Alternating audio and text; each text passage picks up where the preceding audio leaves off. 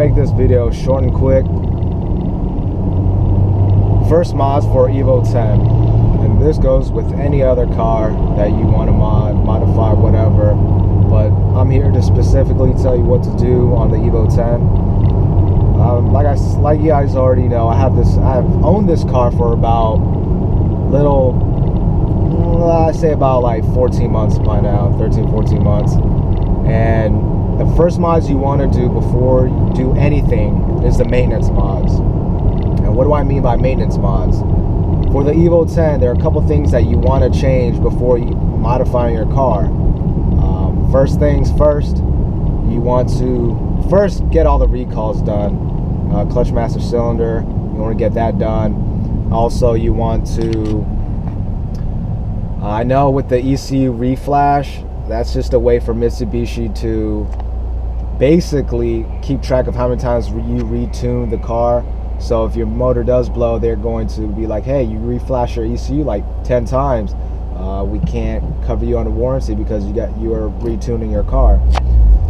So if you want to get your recalls done, just get your upgraded clutch master cylinder done. If not, get the upgraded clutch master cylinder through AMS or MAP or Magnus, either or. But if you're gonna go ahead and do that, spend money, I wouldn't. This wouldn't be my first mod. I'd rather just get the upgraded clutch master cylinder recall done through Mitsubishi. So you take care of that. Your fuel pressure regulator hose, zip tie them. They have a tendency of coming off. You want to zip tie them. That's the first thing I did when I got my EVO. First thing I did, get my EVO, you want to zip tie those. If those come off, you'll run lean. Eventually, run too lean, you can blow your motor. Second thing is change your relays. You want to change your relays underneath your hood, your fuel relays especially. Like I said, same thing with the fuel pressure regulator mod. You can also have your car run too lean and it could eventually blow your motor. So those are the first things you really want to do. And also throw in $100, get a catch can. Get it. I know people on the forums, they get it on both sides, on the intake side and also on the PVC side.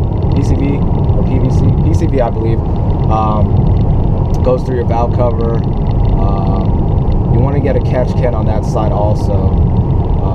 A couple companies do make a kit for both sides, and you want to get it because you don't want oil blow by go back into your motor and go back into your intake and mess up your you have oil residue back in your intake, and you don't want that. Longevity, you want to keep your motor as clean as possible. You always want clean, fresh air going inside your motor. You don't want the oil residue to get inside and mess up everything. So you do that.